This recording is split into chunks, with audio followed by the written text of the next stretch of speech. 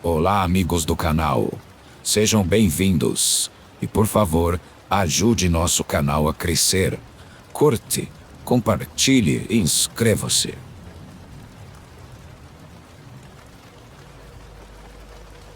Muitas pessoas me perguntam por que eu gosto do paranormal, e eu acredito que seja porque sempre ouvi essas histórias pelos meus pais e familiares.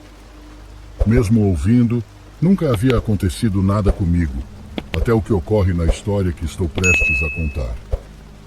Mais tarde contarei as histórias da minha família, mas quero começar com a minha, embora provavelmente não vá assustar vocês.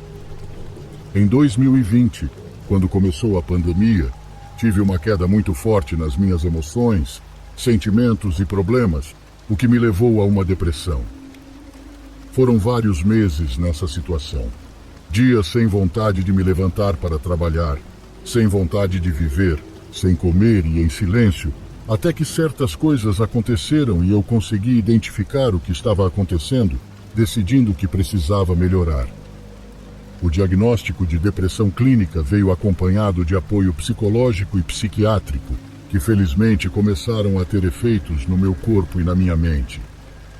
A cada dia, eu me sentia um pouco melhor e via um pouco de luz na minha vida. Assim, minha estabilidade emocional foi crescendo, até que numa noite de 30 de setembro, cheguei do trabalho e fiz o necessário para me preparar para dormir. Depois de comer algo leve, fui para o meu quarto, no fundo daquele pequeno apartamento onde antes eu havia convivido com tantos colegas de quarto, mas que agora haviam ido todos para suas casas. Naquele apartamento onde agora eu me encontrava sozinha com minha nova cachorrinha, Lita, que me acompanhava na minha recuperação, fechei a porta do quarto e me deitei na cama de costas, começando a cochilar, mas sem cair num sono profundo, pois estava mais acordada do que dormindo.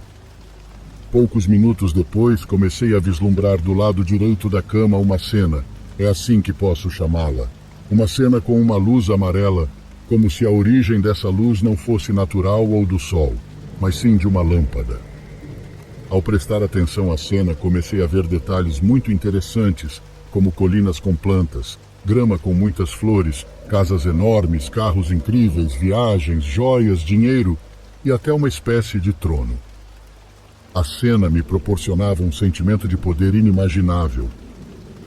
No entanto, ao mesmo tempo, do meu lado esquerdo, no breu, senti a presença de alguém ou algo próximo à minha cama. Decidi não olhar diretamente, não por medo, pois em nenhum momento aquilo me transmitiu esse sentimento. Era porque simplesmente não conseguia acreditar. A cada instante, me surpreendia ainda mais com aquilo. Só que de relance eu conseguia ver, e lembro-me perfeitamente do aspecto. Uma figura humanoide, alta, de pelo menos 2 metros, com pele que parecia úmida, como se tivesse escamas, de cor entre cinza, azul e verde. Era uma figura muito forte, corpulenta, com chifres e olhos negros que me observavam fixamente. Então pensei nos conteúdos de terror que eu adorava, e me lembrei que, segundo alguns, saber o nome desses seres poderia te dar algum poder sobre eles. Bom, de alguma forma não sei como, mas com minha mente perguntei o nome dele. Ele me respondeu, me disse da mesma forma, até colocando na minha mente a forma como se escrevia. Posteriormente, sem palavras, ele me deu a entender que tudo o que eu havia visto do lado direito poderia ser meu, que eu poderia viver aquilo. Depois de alguns segundos, com uma voz na minha cabeça me disse que era melhor eu dormir, que era hora de dormir, apenas dormir, e assim fiz. Na manhã seguinte não me lembrava de nada disso. Fui trabalhar como se nada tivesse acontecido e em um momento entrei no banheiro e comecei a rolar o feed no Facebook. Descendo e descendo, me deparei com um meme de um demônio com cabeça de cabra, com as mãos em forma de coração que dizia: "Lembrem-se de que eu também os amo." Ao vê-lo, lembrei-me de absolutamente todos os detalhes da noite anterior e então me esforcei para lembrar o nome dele. Como ele se chamava? Como se chamava aquela coisa? Eu me perguntava. Finalmente consegui lembrar. Procurei no Google para saber se ele existia, porque, querendo ou não, A cultura popular nos ensinou o nome de alguns deles, mas esse não era nenhum que eu já tivesse ouvido antes. Não que me lembrasse. Era um nome novo, diferente, que minha mente não poderia ter inventado ou tirado de outro lugar. E ao buscá-lo, percebi que esse nome existe, que é um demônio cuja função é precisamente recrutar pessoas, que dá poder aos seres humanos em troca de si mesmos, em troca de um custo muito, muito alto. Ele é um dos mais antigos, um guardião dos infernos, e dizem que em outubro ele adquire mais poder, e aquele dia era o primeiro daquele mês. E bem, até mesmo ao procurar no YouTube, vi que havia alguns vídeos que explicavam sobre ele, nos quais alguns comentaram que ele havia aparecido em seus sonhos, exatamente como aconteceu comigo. Naquele dia, não hesitei em contar a algumas pessoas de confiança, entre elas minha psicóloga. Precisava contar a alguém o que havia visto, o que havia vivido, e saber de alguma forma que eu não estava louca. Eu conversava com minha psicóloga todas as semanas, então quando lhe contei isso, ela marcou uma consulta para o mesmo dia. Conversamos sobre o ocorrido, e para minha surpresa, ela não disse que tudo estava na minha cabeça. Ela parecia saber muito sobre o assunto. Ela me explicou que no momento em que estamos mal, literalmente vibramos em frequências baixas, que servem de alimento para alguns seres que habitam este mundo. Como por vários meses eu me sentia muito mal, fui basicamente o alimento dele por esse tempo. E quando comecei a me sentir melhor, ele percebeu que estava prestes a perder essa fonte de alimento. Por isso se aproximou para me oferecer coisas materiais. Resumindo, eu era valiosa para ele na minha depressão. Certamente alguns de vocês ficarão curiosos para saber o nome, mas eu não vou dizer. Algo que descobri é que esse demônio, ao contrário de outros, gosta quando as pessoas sabem da sua existência, pois assim ele consegue mais poder. No entanto, se alguém já passou por algo semelhante e esse ser se apresentou, por favor, digam-me o nome que lembram, e eu direi se é o mesmo ou não.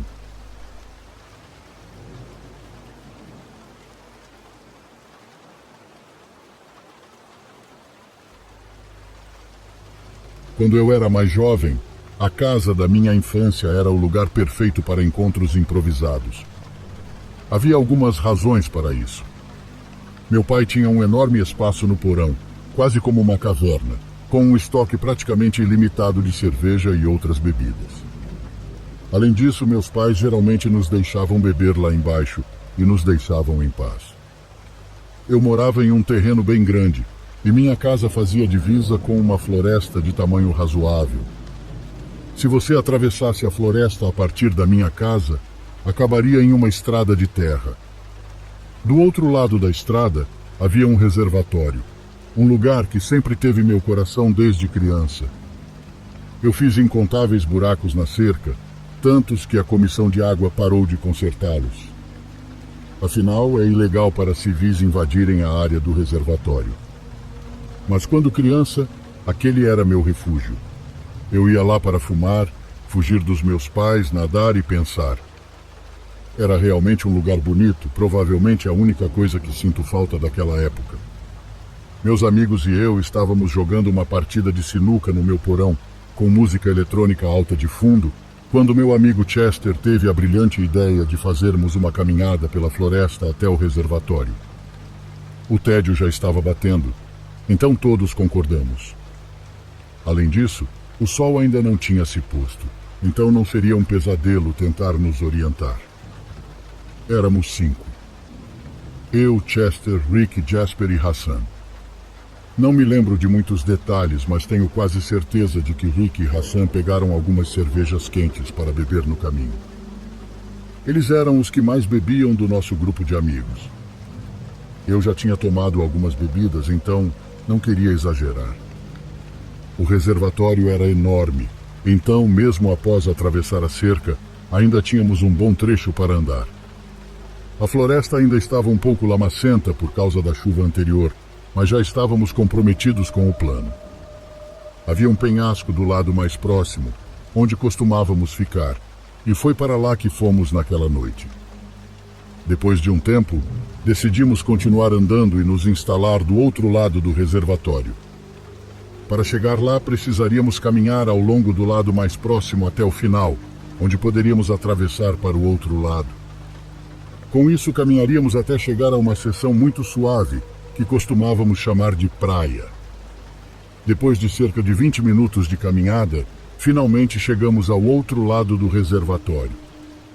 Foi então que as coisas começaram a ficar estranhas. Hassan levantou a mão e apontou. Lembre-se, estávamos do lado oposto do reservatório em formato oval, mas ainda não tínhamos chegado à praia. Hassan estava apontando para a nossa direita, onde percebemos que algo estava se movendo em direção à água, do mesmo lado que estávamos, mas muito mais adiante. Nós 5 ficamos em silêncio, observando enquanto a figura escura se movia lentamente em direção à água. Conforme a figura se aproximava da água e saía da floresta, percebemos que ela estava arrastando algo. Quanto mais ela avançava, mais conseguíamos ver. Eventualmente percebemos o que estava sendo arrastado, um grande saco de lixo preto, que claramente continha algo relativamente pesado, pelo modo lento com que a pessoa se movia. Não quero fazer suposições, mas já haviam sido encontrados alguns corpos nesse reservatório ao longo dos anos. Então, naquele momento, rapidamente presumimos o pior. Já não estávamos sorrindo nem falando mais. Apenas observávamos, em silêncio, a figura arrastando o que presumíamos ser um corpo até a margem da água. Ao chegar à água, ele se ajoelhou sobre o saco por alguns minutos. Não conseguíamos ver exatamente o que ele estava fazendo de tão longe, mas achamos que aquele era o momento ideal para sair dali, já que ele estava distraído. Antes que pudéssemos partir, Chester avistou algo mais que nos paralisou. 3 outras figuras saíram da floresta, 2 arrastando sacos. A terceira figura carregava um caiaque sobre a cabeça. O primeiro homem que vimos entrou no caiaque, enquanto os outros 3 ajudaram a carregar um dos sacos em seu colo. Ele remou até o meio do reservatório e vimos o saco de lixo desaparecer sob a superfície. Ele remou de volta para a margem e repetiu o processo mais 2 vezes. Então, como em uma cena de filme, o celular de Chester tocou. Era o alarme. O som cortou o silêncio como uma lâmina, e ele, nervoso, não conseguiu silenciá-lo rápido o suficiente.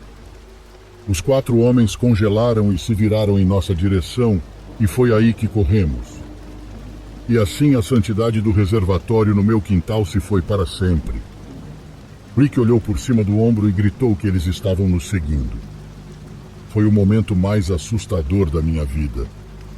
Correr em uma floresta é incrivelmente difícil. Adicione a ameaça de morte e fica 3 vezes pior. Corremos de volta pela margem, atravessamos e começamos a fazer o caminho de volta pela floresta, no lado mais próximo, até o buraco na cerca. Não sei se era o nervosismo, o álcool ou ambos, mas para salvar minha vida, eu não conseguia lembrar onde estava o maldito buraco. Cheguei primeiro à cerca, com meus amigos logo atrás. Eles começaram a entrar em pânico quando perceberam que eu estava rastreando a cerca sem sucesso, procurando freneticamente por um buraco que poderia estar em qualquer lugar. Corremos ao longo da cerca, e eu estava pronto para me matar pulando por cima, quando Rick apontou para frente e gritou. Estava a poucos metros de distância, e corremos em direção a ele. Enquanto eu ajudava Chester a passar, ouvimos o som de gente falando não muito longe, e eu soube que eles estavam se aproximando. A perseguição não terminou ali. Corremos pela floresta até o meu quintal e ficamos aliviados por termos conseguido. Foi então que Hassan ligou para a polícia. Contamos o que aconteceu e eles disseram que enviariam uma viatura imediatamente. Sabia que ia levar uma bronca por invadir, mas naquele ponto eu não me importava. Meus amigos estavam aliviados por estarem a salvo, mas eu não estava tão relaxado. O caminho do reservatório até minha casa não era muito longo, e eles poderiam facilmente seguir as pegadas que deixamos na trilha. Eventualmente, a polícia chegou e ouviu o que tínhamos para dizer. Eles vasculharam minha propriedade em busca de sinais, e meu estômago afundou quando realmente encontraram um. Havia pegadas na lama que levavam até a cerca do meu quintal, e eu disse à polícia que não eram nossas. Eles perguntaram se eu tinha certeza, e eu confirmei. Por que eu pularia a cerca do meu próprio quintal? Felizmente, a polícia não encontrou ninguém escondido em minha propriedade, então eles foram embora e disseram que me manteriam informado sobre a situação no reservatório. Para minha surpresa, eles realmente o fizeram. Após alguns dias, a polícia retirou 3 corpos de lá. Não foi uma grande surpresa, e foi uma enorme manchete na região. Meus pais e eu ficamos aterrorizados por muito tempo, sabendo que alguns criminosos sabiam onde morávamos. Durante meses depois, minha mãe jurava que via pessoas na floresta à noite, e até afirmou ter visto o flash de uma câmera certa vez. Esse incidente foi uma das principais razões pelas quais nos mudamos daquela casa. O medo de sermos mortos nos invadiu com força.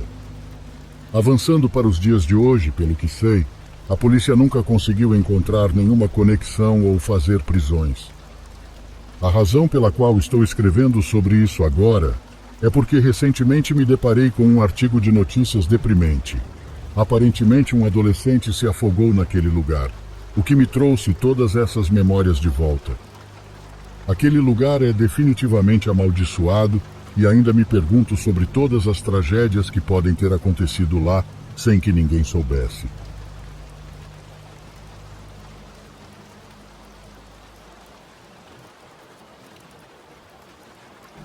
Infelizmente, ou melhor dizendo, felizmente essa história é curta.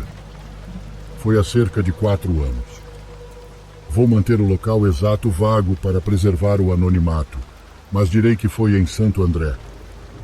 Enfim, eu morava em um complexo de apartamentos a cerca de 30 a 40 minutos do meu trabalho.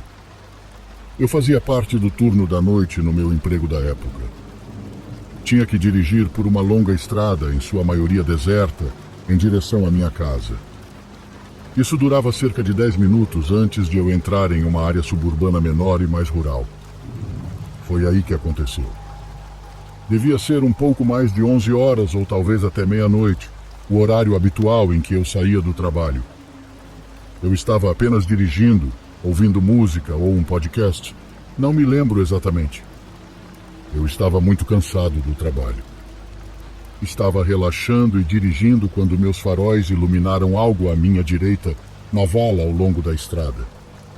Só vi por alguns segundos, mas juro que essa criatura pálida, provavelmente com cerca de 2 metros de comprimento, se não mais, estava espalhada no chão, rastejando para fora da vala, deitada de barriga para baixo. Eu só tive um vislumbre, mas às vezes me lembro dela tendo 6 membros, outras vezes 4. Como eu disse, eu estava tentando prestar mais atenção na estrada, sem esperar por algo assim. De qualquer forma, aquilo me assustou. Lembro-me vividamente de ver movimento enquanto passava, como se ela tivesse rastejado para fora do cano de drenagem e estivesse prestes a entrar no terreno vazio ao lado.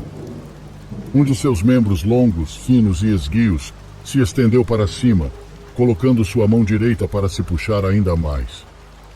Passei rápido e olhei novamente, me questionando o que tinha visto. Minha mente estava se perguntando se o que eu vi era real ou se eu estava apenas cansado. De qualquer forma, não fui tolo o suficiente para pensar em dar a volta e conferir.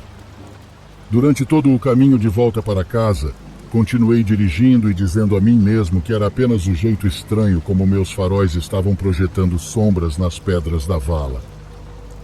Até tentei recriar esse efeito por dias, experimentando várias ideias para recriar aquele efeito, mas nunca consegui. As sombras nunca pareciam as mesmas que eu vi naquela noite. Mesmo tentando olhar pelo canto dos olhos, nada se projetava.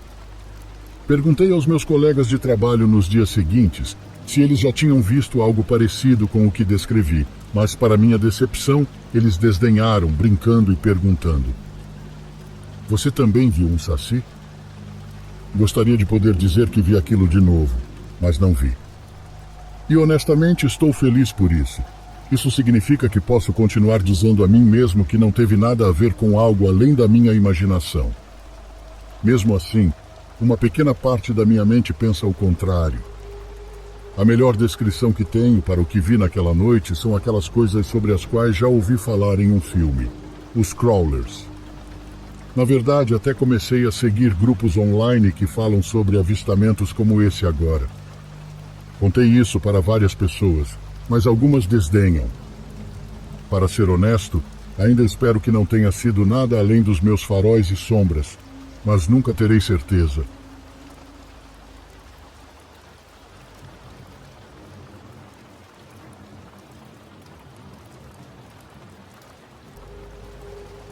O que eu gostaria de compartilhar com vocês aconteceu há muitos anos em Goiás, não muito longe de Catalão. Tenho 54 anos, mas naquela época tinha acabado de completar 14.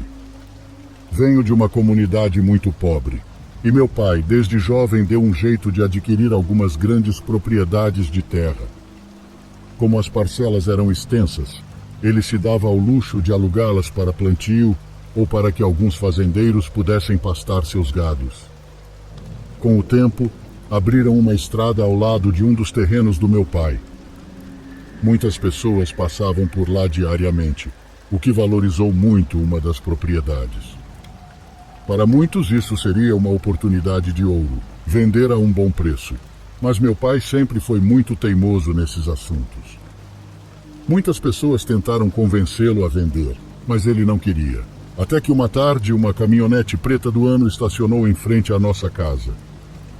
Um homem chamado José Luiz queria falar com meu pai.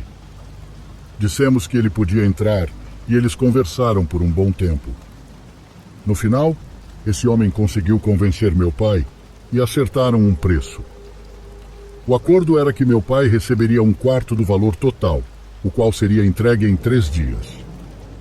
Durante esse tempo, meu pai pensou muito sobre os ganhos. Na manhã do segundo dia, ele reuniu todos os filhos e minha mãe para nos contar o que o Sr. Luiz queria fazer.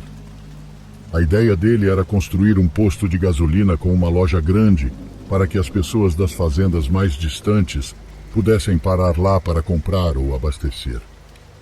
Era um negócio seguro, algo que nunca passou pela cabeça dele, muito menos pela nossa, que naquela época éramos apenas crianças. Ele ficou em silêncio por alguns minutos e depois nos pediu para sairmos, porque precisava conversar com minha mãe. Mais tarde soubemos que durante essa conversa chegaram à conclusão de que o melhor seria manter as terras para nós. Era o que ele queria desde o começo mesmo. Quando o Sr. José Luiz chegou para entregar o dinheiro do acordo, meu pai desistiu. Disse que tinha mudado de ideia e preferia deixar as terras para seus descendentes. O que meu pai não sabia era que José Luiz estava envolvido com o crime de drogas e tinha um certo poder. Ele não aceitou bem o fato de meu pai dizer uma coisa e depois voltar atrás. Ele pegou o dinheiro da mesa e avisou que pessoas de palavra quebrada não serviam para nada e que aquelas terras seriam dele de um jeito ou de outro. Meu pai ficou. Lógico, ficou extremamente assustado, mas permaneceu firme na decisão de não vender. Ele acabou ordenando que não saíssemos de casa por pelo menos um mês para não corrermos perigo. Embora não nos faltasse dinheiro, também não tínhamos muito, e após 3 semanas nossas reservas de comida acabaram e ficamos na fome. Meu pai disse que sairia para comprar mantimentos e voltaria. 1 hora se passou, depois 2 e em seguida 6. Minha mãe estava muito assustada e, entre lágrimas, nos disse para nos prepararmos para a possibilidade de não o vermos novamente. Eu acreditei nela completamente. Estava certa de que os criminosos o haviam encontrado e levado para forçá-lo a vender as terras, ou algo do tipo. Naquela época, eu era muito rebelde e nunca gostei de viver naquela área rural. Minha raiva se manifestava sempre que podia. Na minha tolice, tentei fugir de casa para procurar meu pai. Fui perguntando às pessoas, e algumas me disseram que o viram correndo em direção a uma área preservada. Naquele momento, eu não estava pensando direito. E aqui quero dizer que nenhuma menina ou adolescente deve seguir meu exemplo, porque podem não ter a mesma sorte. Quando cheguei àquela floresta, vi várias caminhonetes no terreno. Tentei ver se meu pai estava em uma delas, mas não o vi. Havia cerca de 15 homens armados, olhando em todas as direções. Sem dúvida, estavam procurando meu pai. De certa forma, senti alívio, pois isso significava que ainda não o haviam encontrado. Estava me virando para sair quando ouvi palavras que me congelaram. Olha, ali está a filha dele. Meu corpo todo ficou dormente, mas apesar disso, algo dentro de mim, não sei se Deus ou o instinto de sobrevivência, me fez correr com todas as minhas forças. Aqui quero mencionar que os terrenos tinham colinas e até atravessavam um rio. Não estou mentindo quando digo que o lugar era muito grande. Eu e minha família conhecíamos cada centímetro daquelas terras. Peguei uma das rotas mais complicadas, pois era muito pedregosa. Nós a chamávamos de a galinha, porque, segundo diziam, ali aparecia uma galinha que colocava ovos de ouro para quem tivesse um coração puro. Por causa dessas histórias, quase nunca íamos lá, mas de alguma forma senti que era exatamente o lugar para onde eu precisava ir. Enquanto corria e tentava me esconder entre a vegetação do monte, ouvia aqueles homens correndo atrás de mim. Tive que segurar as lágrimas para que não ouvissem meus soluços. Me escondi entre duas pedras enormes, e a escuridão das árvores me favoreceu, impedindo que me vissem. Outra coisa que me ajudou foi o fato de eu ser sempre muito magra, então não tive dificuldade em me acomodar ali. Aquele buraco podia ter cobras ou aranhas perigosas, mas com a adrenalina a mil eu não pensava em nada disso.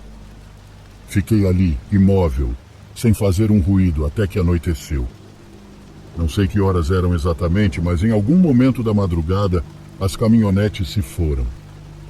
Eu não sabia o que fazer, não sabia se saía ou permanecia escondida. Estava ainda pensando nisso quando uma face apareceu diante de mim. Era o rosto de um homem. Senti que ia morrer naquele momento e fiquei sem palavras. Eu havia sido descoberta. Esse homem era bem idoso, tinha o rosto enrugado, cabelo branco e os olhos muito azuis. Ele carregava na mão um toquinho de madeira pegando fogo, que parecia um pedaço de pinheiro. "Quase te pegaram, menina", ele disse. "Você teve sorte. Venha, já não tem mais ninguém aqui. Vou te mostrar por onde deve ir." Naquele momento comecei a chorar, sem entender o que estava acontecendo. Já não conseguia segurar o que estava sentindo. O senhor olhou para mim com ternura e soube que ele não me faria mal. Sua presença dava uma paz de espírito. Ele me ajudou a sair de entre as pedras e caminhamos juntos pelo caminho da galinha. Enquanto conversávamos, perguntei quem ele era, pois nunca o tinha visto. Ele respondeu que tinha negócios com meu pai e estava vigiando as terras. Naquele momento, lembrei que meu pai ainda alugava o terreno para plantio. Perguntei seu nome e ele respondeu que se chamava Uriel, com algum sobrenome que não consigo me lembrar. Para mim, sua presença foi como encontrar um anjo. Chegamos até a beira do rio e o senhor Uriel me indicou que alguns metros adiante estava meu pai. "Vai para lá, menina. Seu pai subiu naquele pé de pau. Ele está no topo. Diga a ele que aqueles homens já foram embora e que vocês devem fugir antes que seja tarde. Eu preciso voltar para cuidar da plantação." Essa última parte ele disse rindo. Eu quis abraçar o senhor, mas fiquei envergonhada. Apenas agradeci de coração e mencionei que rezaria para que ele tivesse uma boa colheita. Ele agradeceu pelas futuras orações e seguiu pelo mesmo caminho pelo qual me guiou. Corri até a beira do rio até encontrar o pé de pau que ele havia mencionado. Lá no alto estava meu pai. Gritei para ele descer, dizendo que os homens já tinham ido embora. A primeira coisa que ele fez foi me repreender, perguntando o que eu estava fazendo ali, que eles poderiam ter me matado. Depois nos abraçamos e choramos. Não sei se foi de alívio por estarmos vivos ou pelo terror que passamos. Enquanto voltávamos para casa, contei tudo o que havia acontecido, até o encontro com o Senhor. Meu pai ficou muito surpreso e me pediu que descrevesse o idoso. Eu disse que ele tinha a pele queimada de sol, com cabelo branco, rosto enrugado, olhos azuis e que estava com um pedaço de madeira acesa. Foi nesse momento que percebi que durante todo o tempo em que andamos, o pedaço de madeira nunca se consumiu ou se apagou. Algo muito estranho, pois era só madeira, não havia pedaço de pano na ponta ou algo do tipo. Meu pai, ainda abalado, me disse que o homem que vendeu as terras para ele há muitos anos se chamava Uriel, mas ele havia morrido antes mesmo de eu nascer. Fiquei surpresa, mas não senti medo. O que está claro para mim é que ele foi meu guia para escapar daquele lugar. Naquela noite conversei com um morto e nunca suspeitei disso. Quando chegamos em casa, as malas já estavam prontas e na mesa havia dinheiro, menos do que antes. Os homens de José Luiz foram avisar minha mãe que deveríamos deixar a propriedade, pois iriam nos queimar vivos, inclusive meus irmãos mais novos, que ainda eram bebês. Contratamos um carro particular de um compadre dos meus pais e fomos embora. Nunca mais voltamos, e eles se apoderaram daquele pedaço de terra tão valioso. Sei que a estrutura daquele posto de gasolina ainda existe e que as antigas terras do meu pai estão abandonadas. Embora alguns invasores de terra tenham tentado se apossar delas, ninguém conseguiu. Ninguém sabe o que os impede de entrar nas terras. Os compadres do meu pai, que às vezes nos visitam, pensam que são os próprios traficantes. Mas eu estou convencida de que é o senhor Uriel que cuida daquele lugar.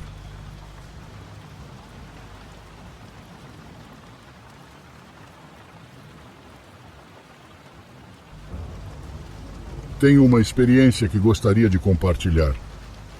Sinceramente, até hoje não entendo o que aconteceu naquele rancho. Foi logo após o meu aniversário de 22 anos, durante as férias de verão de 2007, quando fui com a família do meu namorado para um rancho que era propriedade de alguns tios dele. Eles sempre me convidavam para ir com eles, já que estávamos namorando há um ano, mas eu não tinha muita vontade, porque, para ser honesta, não sou muito fã de dormir na casa dos outros. Fico meio constrangida, principalmente por causa das minhas alergias. Meu namorado sabia disso perfeitamente, mas ainda assim eu aceitei dessa vez. Preparei minhas coisas, alguns remédios caso fosse necessário, e fomos. Nunca entendi bem como as terras dos parentes dele eram divididas.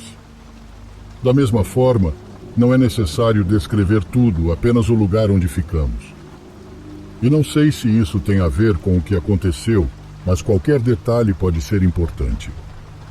Era uma casa, ou melhor, uma fazenda, não exatamente um rancho.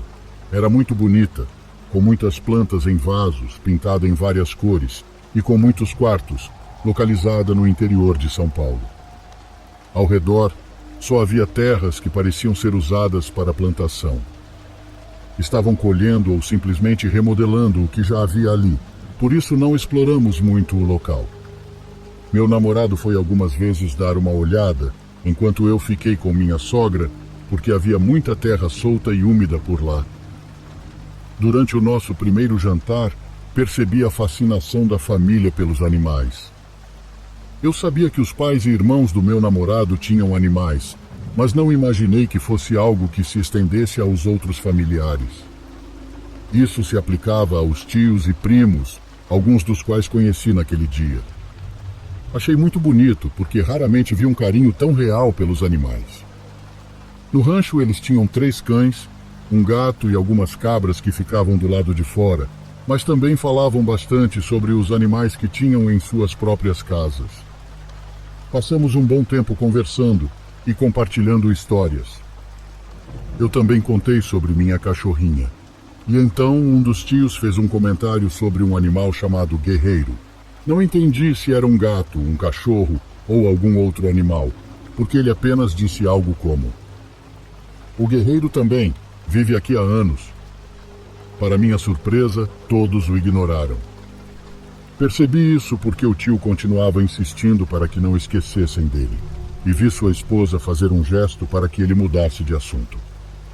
Por isso não perguntei mais sobre o Guerreiro, o que me fez pensar que talvez fosse algum animal que tinha morrido recentemente. A partir daí, a noite transcorreu tranquilamente. Acho que fomos dormir por volta das 3 da manhã, e no dia seguinte acordei cedo para ajudar no café. Quando me troquei e fui para a cozinha, ouvi as tias junto com minha sogra conversando de novo sobre o guerreiro, sobre como o tio o havia mencionado sem descrição na minha frente. Foi só isso que consegui ouvir, mas ainda não achei estranho. Continuei ali, tentando escutar mais, e então elas comentaram algo sobre estarem agradecidas por ele não ter me incomodado naquela noite. Quando ouvi isso, não soube o que pensar. A que estavam se referindo? Foram apenas segundos até que minha cunhada chegou à cozinha e interrompemos a conversa. Mais tarde, convenci meu namorado a fazer uma caminhada comigo, com o plano de perguntar sobre o animal que eles estavam falando. Havia muito mistério para tratar de um simples animal. Enquanto estávamos sozinhos, comecei a fazer perguntas. Ele sabia como responder sem dar muitos detalhes. Apenas me disse que era um animal que vivia lá, que fazia parte da família, mas que não era exatamente um animal. Ele começou a se enrolar nas respostas, até que contei tudo o que havia ouvido naquela manhã, e mesmo assim ele não se animou a me contar mais. Ele só disse: Maria, é complicado. Não sei bem como te explicar o que ele é. É algo que está na família há gerações. Ainda assim, não se preocupe. Ele não faz nada. Só aproveite esses dias. Já faz tempo que não o vejo. Talvez ele nem esteja mais aqui. Vocês acham que eu ficaria tranquila depois de ouvir isso? Claro que não. Fiquei um pouco assustada com o que ele disse. Então não perguntei mais. Deixei para lá, como se fosse apenas um animalzinho com algum problema. Eu sabia que ele estava escondendo algo. Deu para ver a preocupação em seu rosto enquanto falava. Aquele dia passou, e o seguinte também. Tudo normal. A família conversava, faziam o almoço, o jantar, os primos brincavam, e o assunto sobre o animal não voltou a ser mencionado por 2 dias. No entanto, eu não conseguia parar de pensar nisso. Parecia que algo não tirava isso da minha cabeça. À noite. Em uma das ocasiões, lembro que fui acordada por um som, como se fossem passos de patas. Achei que poderia ser uma das cabras, já que o som não era de gatos ou cães. Também não era o som que o pato Jacó fazia. O estranho era que os passos pareciam ser de um animal muito pequeno, como se as patas fossem tão pequenas que, ao caminhar rapidamente, faziam um barulho rápido, passos curtos e apressados do lado de fora do quarto. Não me preocupei muito, pois já havia levantado à noite em várias ocasiões para ir ao banheiro e sempre via os tios acordados e alguns primos ainda na sala. Então podia ser qualquer coisa, talvez até um morcego que tivesse entrado. Na manhã seguinte, acordei muito cansada, mais do que o normal. Achei estranho, então fiquei deitado um pouco mais. Foi aí que vi algumas pegadas no teto. Eram pegadas muito pequenas e redondas, mas não conseguia ver bem os detalhes, porque o teto era muito alto. Mas juro que se tivesse que escolher um tipo de pegada dos animais que havia lá, essas eram de cabra. Só que muito pequenas, do tamanho do meu dedão. Eram muitas e estavam marcadas com lama, indicando que algo havia caminhado da esquerda para a direita. Pensei que talvez fosse um tipo de decoração que eu não tinha notado antes. Então, disfarçadamente, fui dar uma olhada nos outros quartos, aproveitando que todos estavam lá fora. Não vi nada parecido nos outros cômodos, exceto no quarto dos tios que moravam ali, que ficava perto da sala. Lá as pegadas estavam no chão, e olhando mais de perto eram mesmo de cabra, só que muito pequenas. O mais estranho é que durante todos os dias que estivemos lá, nunca vi uma cabra pequena. Eles tinham 4, todas adultas, e quase sempre ficavam presas. Não falei nada, mas fiquei pensando no quão estranho era aquilo. Os dias da nossa estadia chegaram ao fim, e meu namorado e eu voltamos para casa de carro. Foi aí que, insistindo mais um pouco, perguntei o que havia naquele lugar. Contei a ele sobre as pegadas e sobre o guerreiro. Se era isso a que eles se referiam, e ele respondeu: Você viu as pegadas? Sério? Eu disse que sim, e ele continuou: É isso que você precisa saber. Essa é a resposta. Não sei te dizer o que é exatamente.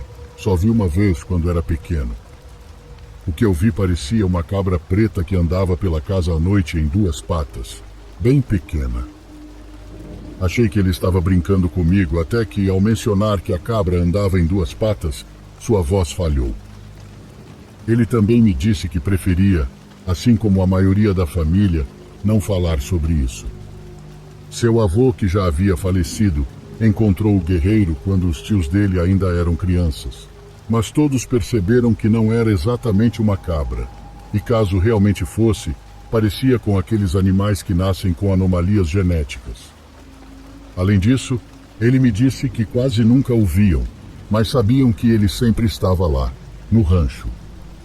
6 anos se passaram e eu terminei com meu namorado por vários motivos, mas ainda me lembro disso. Ele não gostava de falar sobre. Não era um assunto agradável para ele. E quando eu estava com a família, percebi que ninguém gostava de tocar no assunto. Era simplesmente isso. Algo que o avô deles havia deixado para trás, mas que dava medo em todos.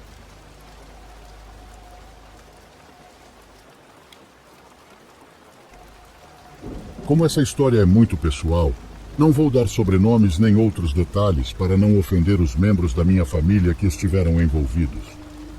Fora isso, vou contar a experiência tal como eu a sei e como a conhecem todos os que são próximos da minha família. Sou do estado de Minas e ouço o canal há muito tempo. Quando as pessoas dizem que as histórias são inventadas ou que o sobrenatural não existe, fico entre risadas ou raiva. Certamente aqueles que duvidam disso é porque ainda não se depararam cara a cara com o desconhecido, algo que minha família tem carregado como uma cruz. Como vocês sabem, Minas Gerais é um lugar onde existem minas, e elas são exploradas há muito tempo. De onde sou, há uma mina abandonada. Nem sequer está aberta ao público, e somente os mais tolos se atrevem a ir até lá. Não só porque representa um perigo devido ao mau estado da infraestrutura, mas porque lá habita um ser que atrai os ambiciosos. Eu, como a maioria de vocês, provavelmente pensaria que a história que vão ouvir é uma lenda, um rumor entre as muitas que correm por aí. No entanto, o protagonista dessa história é meu tio Salatiel, irmão do meu pai. Estar tão perto das consequências de se deixar levar por essas entidades foi como confrontar uma realidade que muitos preferem ignorar. Quando essa realidade se manifesta, não há muito o que fazer. A história aconteceu nos anos 80, quando meu tio estava prestes a completar 17 anos. Meu avô, um homem de caráter forte, tentou por todos os meios possíveis colocar seus filhos para trabalhar no campo, mais que tudo para que não se aproximassem da mina. Naquela época, estavam começando a preparar a mina, mas por alguma razão que nunca ficou clara, abandonaram o projeto no meio. No início, alguns homens da cidade quiseram se organizar para conseguir as máquinas e formar uma empresa própria, mas isso era simplesmente impossível. Por isso a mina ficou abandonada, embora alguns ambiciosos ainda passassem pelos caminhos subterrâneos, na esperança de que a sorte lhes sorrisse e encontrassem uma pepita de ouro. O estranho começou quando as pessoas perceberam que aqueles que iam à mina morriam muito cedo. Não passava um ano entre a visita e sua morte. Começavam a tossir, a vomitar. Seus estômagos não retinham mais comida, e sem comida não se pode viver por muito tempo. Isso acontecia com os mais sortudos. Outros sofriam acidentes fatais, e alguns simplesmente desapareciam, como se a mina os tivesse engolido. Por essas razões, as pessoas se afastaram da entrada da mina. Todos tinham medo de passar por lá, e meu avô cresceu com esse aviso, um conhecimento que ele transmitiu aos seus filhos. Por isso, desde crianças, ele procurava interessar seus filhos no cultivo, na criação de animais e na compra e venda de sementes. Apesar de trabalhar o dia inteiro, não ganhava o suficiente para viver com folga. Sempre estava no limite, e quando precisava de um gasto extra por doença, tinha que pedir emprestado. Meu pai e os outros irmãos não se importavam muito com o que lhes faltava, mas meu tio Salatiel sim. Ele foi o primeiro dos 9 irmãos, e quando ficava bravo reclamava com meu avô por não procurar sair adiante com a mineração. Obviamente não na mina abandonada, mas nas outras minas da região. Numa ocasião em que meu tio se exaltou, meu avô respondeu que ir para a mina era como entrar na porta do inferno, e que era melhor viver pobre do que ter dinheiro e a alma condenada. Meu tio Salatiel não acreditava nessas coisas. Para ele, o céu e o inferno eram invenções de pessoas religiosas, histórias para assustar crianças. A última vez que souberam dele, meu tio disse que ia dar uma volta com seu amigo Rodrigo e que voltaria antes das 9 da noite, mas ele nunca voltou. As primeiras horas após o desaparecimento foram muito angustiantes para minha avó. Ela, com as mãos no peito, pediu a meu avô que fosse procurá-lo, mas ele respondeu que provavelmente estava com algumas mulheres e que era melhor dar-lhe tempo. 2 dias depois, o assunto já era de urgência.